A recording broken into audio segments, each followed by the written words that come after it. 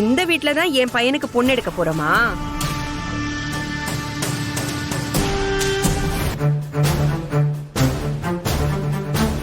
ஆமா, வீட்ல ஏதாவது விசேஷமா? சொந்தக்காரங்க யாரோ வந்துட்டு போறாங்க போல. ஏன் அப்படி கேக்குறீங்க? இல்லங்க, நாங்க வரும்போது வீட்ல இருந்த ஆளுங்க கிளம்பி போனாங்கல்ல, அதான் கேட்டேன். அது கல்யாணத்துக்கு பத்திரிக்கை வச்சுட்டு போறாங்க. ஓ, ஓகே. ரித்திகா, போய் காஃபி எடுத்துட்டு வாமா. போமா. இல்ல இல்ல, பரவாயில்ல, இருக்கட்டும். ஐயோ,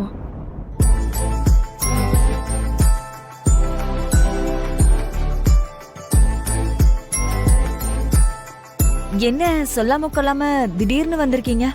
ஏன் நாங்க வரக்கூடாதா? ஐயோ, நான் அந்த அர்த்தத்துல கேக்கல. திடீர்னு வந்துட்டீங்களா, அத கையும் உடல காலும் உடல. இல்ல, இப்பதான் ஜோசியரை பாத்துட்டு வரோம். அவரு நிச்சயதார்த்தத்துக்கு ஒரு நல்ல நாள் குறிச்சு கொடுத்திருக்காரு. அதான் உங்க வீட்ல இருக்கிறவங்களுக்கும் ட்ரெஸ் எடுக்கிறத பத்தி கொஞ்சம் பேசிட்டு போலான்னு வந்தோம். ஆமா, வீட்ல மொத்தம் எத்தனை பேர் இருக்கீங்க? எங்க எல்லாரையும் சேர்த்து 7 பேர் இருக்கும். ஓ, ஓகே. இல்ல 8 பேரு. என்ன நீங்க ஆளாளுக்கு ஒரு நம்பர் சொல்றீங்க? உங்க வீட்ல மொத்தமா 8 பேர்ல வரணும். ஆனா இன்னொரு பொண்ணு இருக்குல்ல உங்களுக்கு? ஆமாங்க, ஆனா அவ இப்ப வீட்ல இல்ல. ஓ, அதான் அவளை சேர்க்காம நான் சொன்னேன். எப்படி இருந்தாலும் நிச்சயதார்த்தத்துக்கு வருவாங்கல்ல, அப்புறம் என்ன? ட்ரெஸ் அளவெடுக்க டிசைனர்ஸ் வருவாங்க. ஓ சரி, மறக்காம உங்க வீட்ல இருக்கிற எல்லாரும் மெஷர்மெண்ட் கொடுத்துருங்க. ரொம்ப சந்தோஷங்க. என்ன எதையோ முழுங்கிட்டு நிக்கிற மாதிரி நிக்கிறீங்க?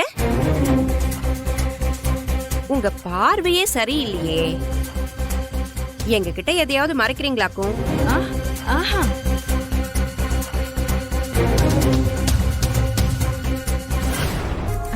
அதான் சொன்னனே, நீங்க திடீர்னு வந்ததுனால கொஞ்சம் பதட்டமாயிட்டோம். இங்க பாருங்க, என்ன இருந்தாலும் நாமெல்லாம் சொந்தக்காரங்களாக போறோம். எங்க கிட்ட ஏதாவது மறைச்சிங்கன்னா நாளைக்கு அதனால பாதிக்கப்பட போறது உங்க பொண்ணோட வாழ்க்கை தான். பாத்துக்கோங்க. சித்தி, ஏன் இப்படிலாம் பேசுறீங்க? அவங்க ஏன் நம்ம கிட்ட மறைக்கணும்? ஆமாங்க, நாங்க எதுக்கு உங்ககிட்ட மறைக்கணும்? நாம எல்லாரும் ஒரே குடும்பம்னு சொன்னதுக்கு அப்புறம் எப்படிங்க நாங்க மறைப்போம்? சரிங்க, அப்போ நாங்க போயிட்டு வரோங்க.